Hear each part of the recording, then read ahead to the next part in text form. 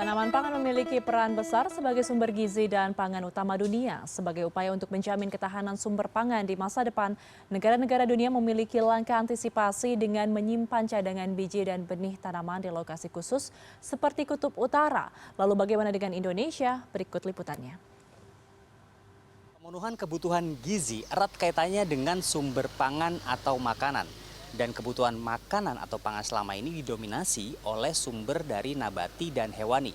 Akan tetapi di antara keduanya manakah yang paling dominan dibutuhkan dan dikonsumsi oleh manusia untuk memenuhi kebutuhan protein dan kalorinya? Saya akan coba sampaikan pertanyaan ini kepada publik. Kalau kalori atau karbohidrat? Nabati. Nabati. Kalau protein? Hewan. Hewan. Nabati. Protein Hewani. Kalau yang kalori itu sama Nabati. Protein yang sama hewani. Hewani, oke. Nabati. Kalau yang protein, yang bawah? Kalau protein Hewani. Ternyata anggapan umum masyarakat ini kurang tepat. Menurut data Organisasi Pangan dan Agrikultur Dunia atau FAO, kebutuhan pangan manusia di dunia sebagian besar dipenuhi dari sumber nabati atau tanaman pangan.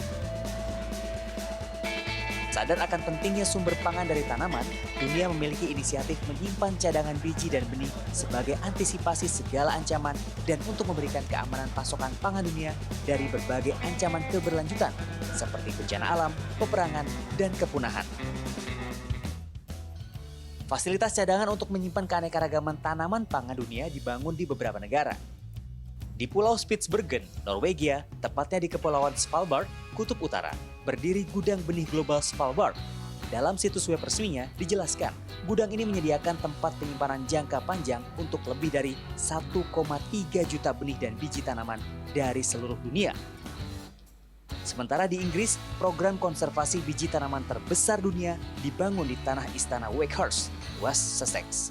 Millennium Seed Bank menyimpan koleksi bawah tanah lebih dari 2,4 miliar biji dan benih dari seluruh dunia sebagai asuransi melawan kepunahan keanekaragaman tanaman pangan di masa depan. Lalu bagaimana dengan Indonesia? Apakah negara agraris ini punya cadangan biji dan benih tanaman pangan untuk masa depan? Jawabannya, ya, kita punya. Ini dia tempatnya, tidak jauh dari Jakarta, di Bogor, Jawa Barat. Di tempat ini terkoleksi sekurangnya 10.700 sumber daya genetik untuk masa depan pangan dan gizi Indonesia. Di tempat ini benih dan biji tanaman pangan disimpan atau dikoleksi baik dalam keadaan ditanam sebagai langkah peremajaan maupun di dalam ruang penyimpanan khusus dengan jangka waktu penyimpanan hingga puluhan tahun.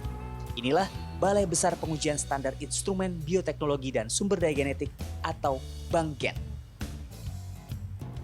Pak Arief, apa kabar? Sehat? baik, alhamdulillah. Pak Arief, ini kita sudah sampai di depan tulisan BANGGEN Pertanian, Pak. Ya. Tempat apa ini, Pak Arief? Bagian pertanian adalah fasilitas khusus yang memang dibuat untuk melakukan konservasi sumber daya genetik pertanian. Oke. Nah, kalau kita pengen tahu isinya boleh, Pak?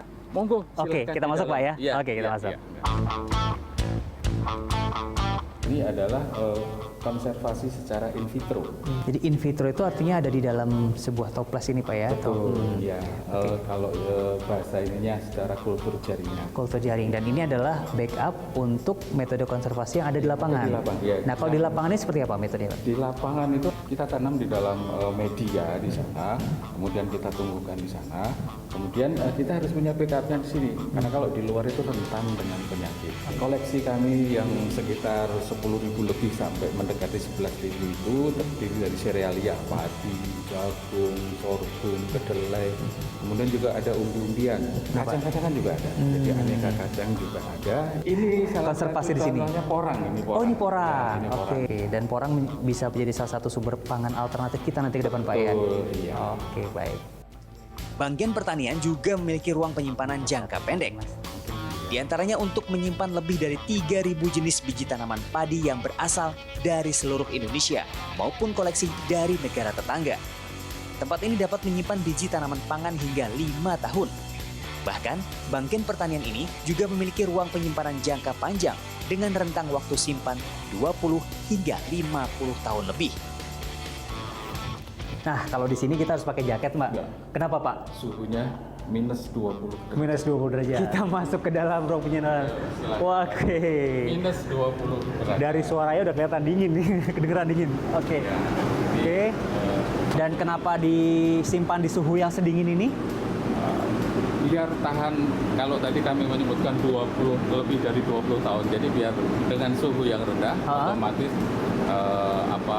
SDG yang kita simpan ini Bisa tahan lebih lama. Siap. Kita lanjut dulu ya Pak ngobrolnya. Oke, kita tutup dulu. Oke, ya. prosedurnya harus gitu. Iya, oke. Kenapa kita harus melakukan penyimpanan atau upaya seperti ini? Konservasi sumber resenik itu kita gunakan nanti untuk keperluan pemeliharaan varietas atau perakitan varietas. Tentunya dengan kondisi perubahan iklim sekarang ini, misalnya dengan banyaknya banjir atau kekeringan, kita bisa menciptakan varietas yang tahan genangan atau varietas yang tahan kekeringan. Namun tentu saja menyimpan bukanlah langkah akhir untuk selamat dari ancaman krisis pangan di masa depan. Dibutuhkan pengembangan dengan integrasi teknologi agar tanaman pangan dapat bertahan sekurangnya dari ancaman perubahan iklim. Kalau kita tidak melakukan apa-apa itu berdasarkan estimasi dari Bappenas, itu kerugiannya bisa mencapai lebih dari 80 triliun sektor pertanian ini. Jadi artinya memang penduduk dunia juga itu ada kemungkinan 50% akan meningkat yang mengalami kelaparan. Karena kita tidak mampu lagi untuk meningkatkan produktivitas atau produktivitas lahan. Menjaga masa depan sumber pangan kini merupakan sebuah kewajiban bagi seluruh negara di dunia. Apalagi ancaman 3 krisis planet, yaitu perubahan iklim, kehilangan keanekaragaman hayati, dan masalah sampah juga pencemaran sudah terjadi dan dekat dengan kehidupan sehari-hari. Yogi Tujuliarto, Iman Firmansyah, Bogor, Jawa Barat.